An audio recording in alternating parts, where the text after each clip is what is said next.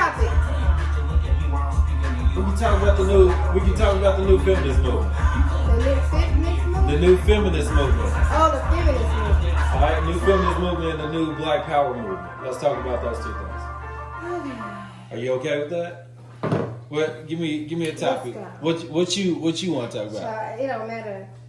We can talk about anything. We definitely gotta talk Come about on, you. little daddy. We gotta talk about you though. Oh, don't talk about me. I'm good. No, not that. I'm talking about your business and everything, man. What you doing? My business. Hold on, man. Real quick. Hold on. You're talking about you're cooking, you're grilling, you're infused food, killing it right there. Hey, hold on. First off, welcome to C Students. Welcome to C Students. I'm André Mulligan, your host. This is Tenicia. Oh, Tenicia. Tenicia Bennett. Tenicia Bennett. Mm-hmm. I love that name. Thank you, baby. Tell me a little bit about yourself. Well, tell them a little bit about yourself, Miss Tenicia. You know, let me say this. C-Students podcast. I'm a reflection of my podcast. I used to have best speech impairment growing up. So, no, I make him nervous. Right. No, I was in speech therapy till I was in 7th grade. I believe you. Yeah, and I couldn't talk until I was 5. So, that's what they tell me. All right, tell us a little bit about yourself, man. Well, I don't know, Tenicia Bennett. Okay. They call me Madam T. Madam T.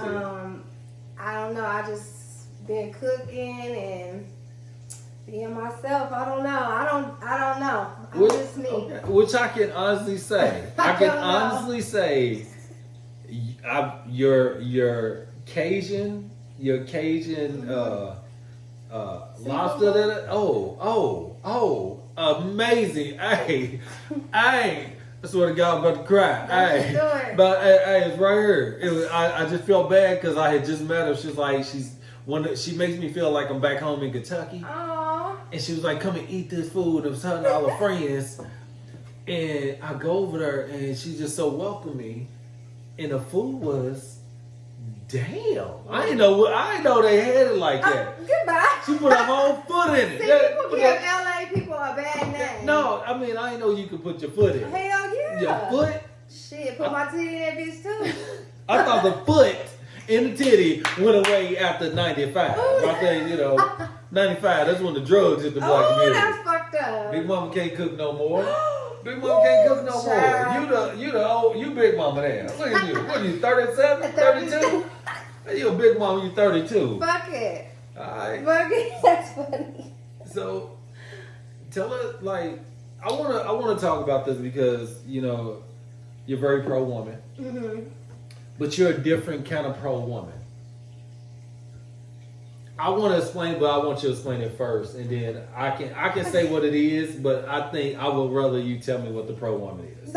Because it's a different, and I say this, and the reason why I wanted her on the show, she's brilliant. I just talked to Samantha Abrams. If y'all check out the first podcast, I want to really go into talking to women because they are the ones that have been raising the black man for the last 30 years. So we philosophically, we don't have to talk to doctors. They are the doctors. You know what I'm saying? So let's talk to y'all. Ooh. So tell me about your pro-woman. Pro-woman is accepting and understanding all that you just said.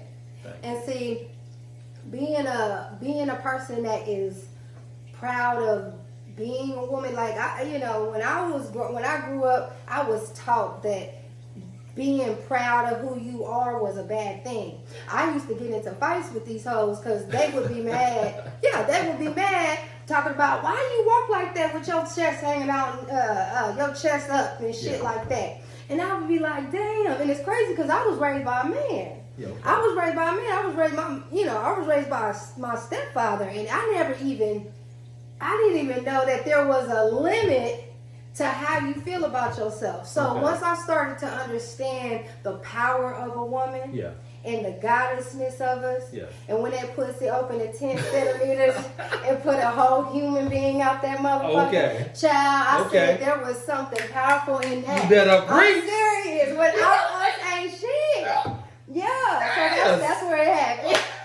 Just slow it. You say, ooh, that felt good. That's right. Because the reason why I say this, because when I say people don't understand the meaning of the feminist movement. To me, is that the feminist movement has nothing to do with the black woman.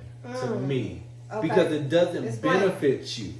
What it you does. mean? We're marching for white women, for their equality, for their equal of the spectrum of getting.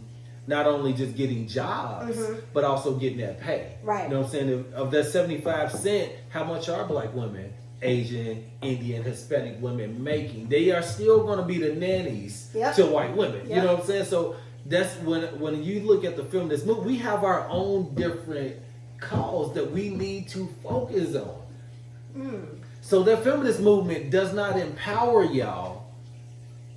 It divides y'all from the focus of the Black Power movement. And that's what they did, what Angela Davis said back in the 60s, when they was like, hey, you need to march with us. And they were like, yeah. She was like, no, y'all killing us.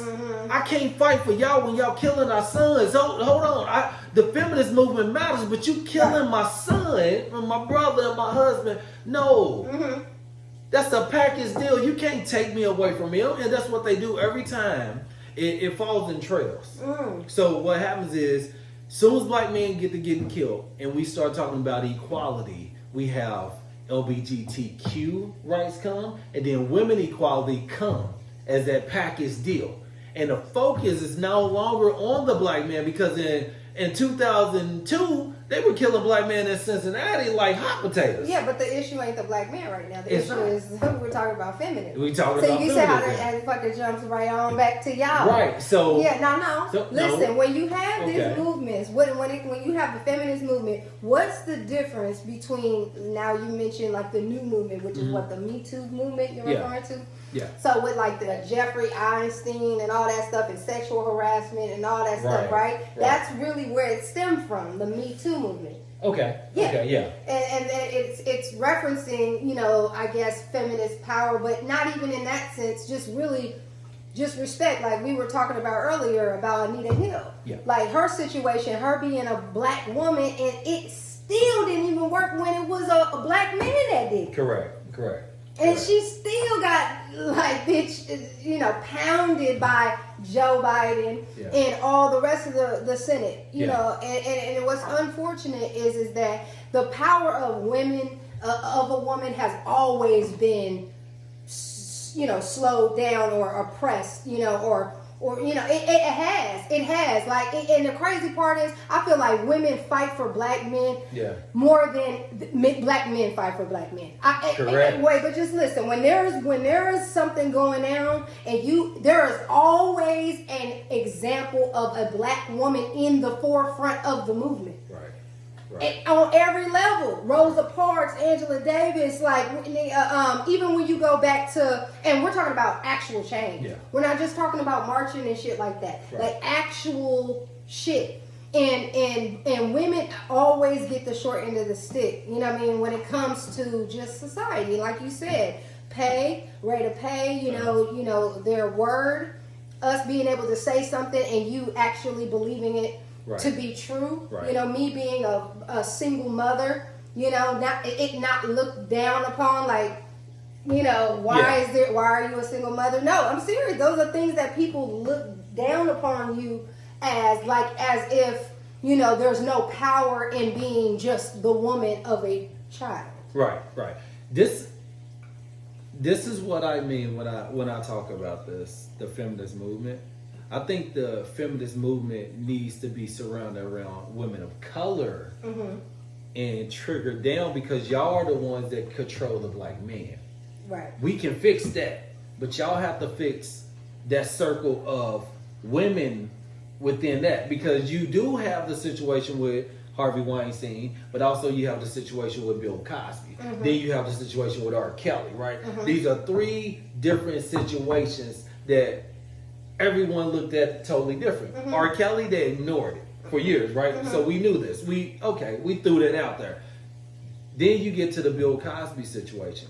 You had people divided where they said, well, it wasn't black women. And then you had people say, well, they wouldn't have did it to black women, only white women. Oh, them women knew what they were doing. You have people that say that, right? And then you have... Wasn't he drugging them? Right. I know that. I know that. But I think what some people believe is that they knew his. They were being drugged. Not that they knew his. They knew his game. That's what he do. You know what I'm saying? Like it was like you gonna come over, he gonna give you a pill, girl. You gonna pass out. And that's it. So I think because if people in Hollywood, the fact that you can laugh at that shit, that's not even fucking funny. The reason why it's funny because the Harvey dog niggas, right? Bro. People knew Harvey Weinstein, right? Dog. People knew Harvey Weinstein was doing this nasty stuff, right? They knew Bill Cosby was doing that, but yet alone they still went there. They knew R. Kelly was doing that shit. You don't think they knew Harvey Weinstein and Bill Cosby was doing that? You don't think I don't think they knew that Bill Cosby was doing that like that. They don't fucking know. Fuck Jerry. Fuck Einstein. Nobody give a whatever. He's white. Nobody care about him. Yeah. We're talking about black pillars. We talking about Bill Cosby's filthy dog ass, and we talking about R. Kelly. R. Kelly, we know. He knew he was. No, we definitely did. These is little girls and stuff. But people knew he was peeing on girls. They been knowing he was peeing on girls. It's not even the fact you pissing on females. It's not even that. It's about It's about marrying a 15-year-old girl, dog. Okay, we gave. How did he get the Leah pass? How did he get? How though? He married her. He has a marriage license. Just because I'm gonna be yelling, let me take a minute. There is a marriage license. Let me take a minute, just in case you know, because people be talking. Yeah, bro, one just in case. Child, you are interrupting my thought. No, go on. Because you support that bullshit. No. They have a goddamn marriage license where she lied about the age. Her age was lied on. What the fuck would you have to lie on a court document for you to marry somebody for you to put your dick in their pussy legally? Come on now. That's a sick nigga. No, my first girlfriend when I was 15 was 25. So when people say that, I be like, got to do with that? Just because you was being motherfucking molested. They didn't look at it the same way. You know what I'm saying? Nobody said, what about me? Oh, please. What about me? She was hurting. Yeah, what about you? She damaged your ass. That's why you are probably a free nigga now. Shit. I don't know what I heard. I'm not a free nigga. No. What? But anyway, my point is, when you have society that brings, power in chauvinism and power in the male, women will always and have always been second class, just tied in with black people. It's nothing that, will be something we could fix overnight, and I think that with the Me Too movement and all these feminist movements, I think we're getting places. I think it's better than it was. I can't support the black man as the head of the household because I wasn't raised by a black man. You know what I'm saying? So I think a black man can't come in now and say, hey, I deserve to be the head of the household. No, you have to show for years, you know what I'm saying? For years of being in your child's life, and we have to change that over time. You know what I'm saying? And this is just that, and this is just a stigma. I think, because it used to be a place where the man could say, shut up, this is my house, and that was it. And now it is a 50-50 thing. You know what I'm saying? Because the woman is raising a child, and you have to give her that respect. You know what I'm saying? So it's not the 60s, it's not the 70s. So I want women to be just as strong as you and like my mom, but it's so hard to find women like that. Or you're just not attracted to women like that. No, I mean, no. No, you could be physically attracted, but you're not emotionally attracted. Most men, that when you're in a a society again that promotes being with somebody to be overly and abundantly expensive because a bitch you want to buy or all that stuff, and then these women feel like that's the only way to a man is they have to provide all this stuff, right? So we're in a generation with this misconception of love, right? So there's no way that men can deal with women that strong. Okay. Just in general. Okay, but I see it this way. This is how I kind of look at it. Man, with the new men out here. It's just more so society. I'm not talking about just the women I date. I'm not worried that that's fixed. I'm talking about in society how they carry themselves, because now this big divide is back again. That divide between hoes do this, good women do this, and it shouldn't be that way. But it shouldn't be that way. But I think it's starting to look like that. I don't see it that way. I see it as women are women. Have fun, be yourself. It don't matter if you got 1 kid, 1 million kids. Have fun, be yourself. And that's the truth. Have fun. Yeah, as long as the kids ain't hurting. As long as they not hurting, because we have to really own up to the bullshit. Yeah. And we're not. And it's sad that we are not owning up to the bullshit. Like, I can't, if you my homie and you not taking care of your kids, I won't talk to you. You can't be my friend, bro. You can't be cool with me and you disrespect women and you rape. Like, nah, bro. I don't do all that. I don't mess with that. Music, cool. I'm alright with that. But if you hit your woman, I don't know no dude to hit women. But if I knew you was a dude to hit a woman, I'm gonna fix that problem. But I can't be cool with that. I feel you. But see, maybe you was raised right. A lot of people weren't raised right, baby. So how's our future gonna look? Right? So this new feminism, when we talk about taking back Black America, fixing Black America, the leader has to be not Martin Luther King, Martina Luther King. You know what I'm saying? It has to be a black woman that's gonna do that I have a dream speech now. You know what I'm saying? I think that's what Kamala Harris power is right now. Maybe that's what I'm not saying she's a pastor or a preacher or anything like that. Michelle Obama. We need a black woman to be that leader now. And it's, I hate to say it's sad, but it is, because the Kings, our position is focused on some of the, it's focused on some of the wrong things, because if black men really gave a shit when it came to black sports, we wouldn't do it. We're done. We're boycotting this. Until y'all put funding into the black community, until y'all fix these black problems, we are not singing, working, dancing, nothing. No television, a total blackout. That's a blackout. Right.